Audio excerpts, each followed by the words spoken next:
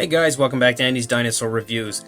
Today we are going to take a look at another of these newest Primal Attack packs from Mattel for the Jurassic World line, and as you can see right there in front of you, we will be looking at the Ornitholestes, another brand new species just recently added to the Jurassic World line that I don't believe has ever been included before, so it's super exciting now to have more new species, as Mattel did promise us. I think 17 new species would be arriving in the collection within the next year, and we've already got quite the jump on that, with this actually being the second new species included just from the attack packs alone. I want to say a huge thank you once again to Hatbox Ghost, who sent this over to us. Again, if you want to thank him for allowing us the opportunity to take a look at these on the channel, make sure you head down to the description, head over to his YouTube channel and subscribe, because he actually, like I said in the last review, has a ton of very similar content to what you see here on Andy's Dinosaur Reviews, lots of Jurassic World reviews and things like that, so definitely head over there, hit the subscribe button for him, and thank him that way for allowing us the opportunity to look at these here on the channel. The packaging is pretty much your typical Primal Attack packaging. You've got that very cool image of the background there. You've also got Owen and Blue down there at the bottom, and then the images of the other attack packs in this current wave here on the back. So let's break this open and take a look at it. So here is our Ornitholestes, and man, this is really nice in person. I may actually like this a little better than the Colovosaurus. That's really tough. It's definitely a tough decision because that Colovosaurus was nice, but this Ornitholestes is also really beautifully done. I cannot stress how happy Mattel makes me consistently when it comes to their Jurassic World figures, and just how many unbelievable species and unbelievable figures they have delivered to us. Since picking up the license for this line, it has been an absolute blessing, all the beautiful figures that we've gotten, and this is yet another one. Again, an Ornitholestes, something I would have never expected to get in the Jurassic World line for sure, but we now have it here thanks to Mattel. It does look absolutely beautiful at first glance, but let's go ahead and get a closer look and we'll be able to tell from there. So starting up here at the head, you can see that the head sculpt definitely looks to be really well done. Beautiful detailing. Once again, actually a very similar looking palette to what we saw in the Colovosaurus, but I think it's sculpted out really nicely. You can see the ears sculpted out back there, but the nostrils are also really nicely present up here on the tip of the snout. The eye looks to be painted pretty nicely with the green, but it's definitely a little sloppy. It looks like it's slightly missed the mark, but not anything to really complain about. This one looks to be a lot better on this side. If my camera would focus, these new attack packs for some reason hate my camera, but you can see the eye is painted with a nice greenish color, black pupil, and looks to be pretty much spot on this side. We've of course got the articulated jaw. You can see the teeth actually have a little bit of plastic hanging off of them there. I'll get that later, but regardless, the teeth are painted pretty nicely with kind of an off-white coloration.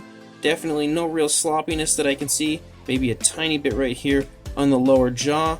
The tongue inside looks to be sculpted and painted quite nicely.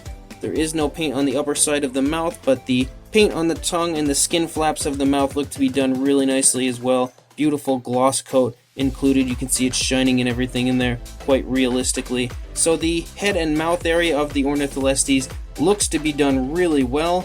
I do like this reddish paint that leads from the eye and kind of splotches all over the place right there by the eye. Has a bit of a gloss coat, which again I do say from time to time that I'm not a huge fan of that on dinosaur figures, so I guess it just really depends on the species, but it does somehow look quite nice here on the face area of this Ornitholestes, and it also helps to give it somewhat of a striking appearance and really kind of pull your attention in to the beautiful head sculpt, so I definitely don't mind that at all. I really love the way they've applied the paint here on the underside of the dinosaur. I do want to state that right away.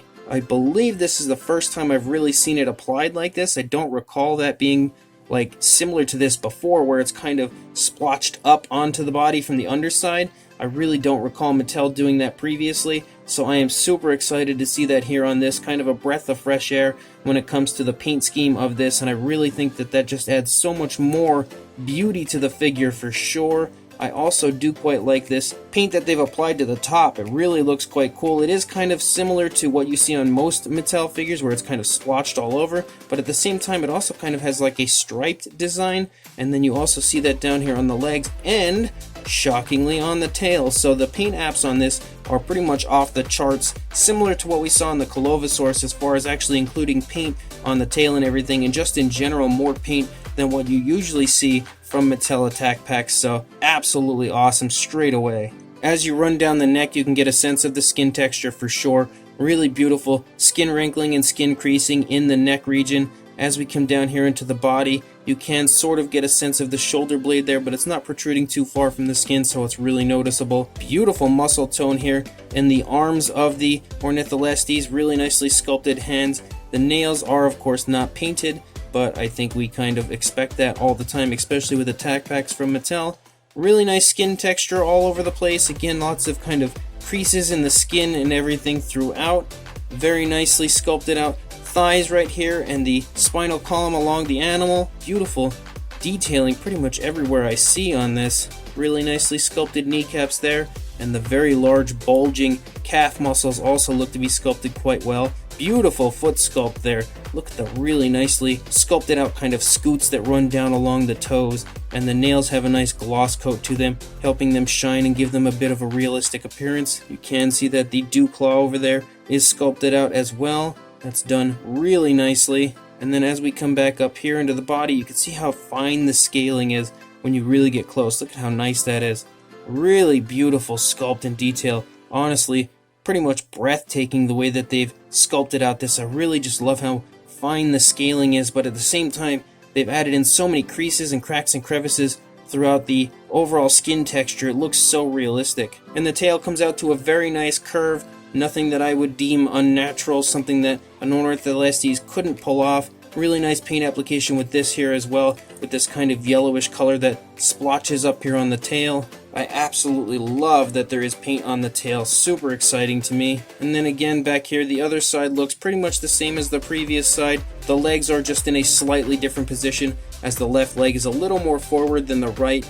Again, really nice paint apps. I love the way they've striped this here along the thighs. That looks super cool. And you can actually again get an idea of how nice the scaling is on this figure right there. Looking at that thigh area, beautiful, beautiful scaling all over. Very, very fine scaling that I think honestly looks fantastic.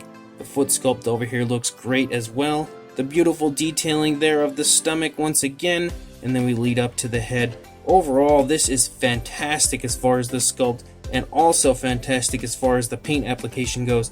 It would have been probably cool if they would have run this light gray out here onto the tail, but even still cutting off here, I think it looks great like that, so I'm not really upset or anything about that at all. Really beautiful work on the part of Mattel. And there's the Jurassic Facts app code if you would like to add this to your collection. Really a high recommendation for me as far as an attack pack goes. This is definitely leading the charge when it comes to which one would be my favorite. As far as articulation goes on our Ornitholestes, I stated that we do have the articulated jaw, and it works beautifully. You can pretty much open it and leave it to whatever distance you would like, so really, really nicely articulated jaw. We've also got the articulation in the neck, and similar to the Untitled, I feel like whatever position I put it in, it still looks very, very good, very natural. Unlike their Brachiosaurus, which when you put the neck down really low, it had a huge hump, which I mean, there's not much you could really do about that, especially when it comes to articulating the neck of a Brachiosaurus. It really has those very big, broad shoulders, so you're kind of going to be stuck with that. But here with the Ornitholestes, you can really see that whatever position you put the neck in, it looks really well done, really natural, and it doesn't seem to look out of place or anything like that. Very nicely articulated arms, of course the legs as well, and I don't know if the tail, yes, the tail does have a swivel, so you can swivel the tail around also. As far as a size goes, from the head to the tail, about 7 inches, almost, very, very slightly under 7 inches, or about 17.5, almost 18 centimeters.